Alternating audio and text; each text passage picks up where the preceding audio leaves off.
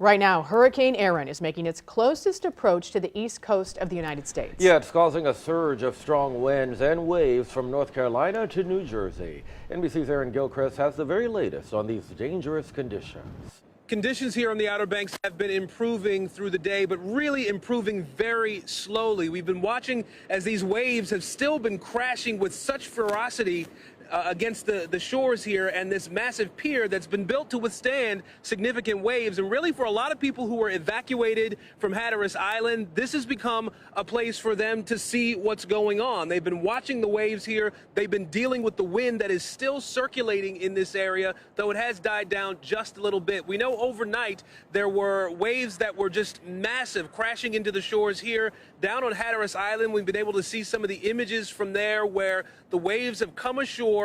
They've knocked down dunes in some places, flattened dunes in other places, and the ocean has come over onto the roadway. That main roadway that runs along the island has been really overwashed in some points in a significant way, so access to the island has been cut off. The road is closed. We saw that when we went down there a little bit earlier today, and that's because there is still so much water and in some cases feet of sand that is built up on the roadway there. The folks who did not evacuate, the residents there, are going to be stuck there likely for at least a few days as this storm starts to really wind down. But that's going to take a while. It could be the weekend before any emergency response is able to get onto the island, and it could be a while before officials are able to see exactly how much damage was done there. Back to you.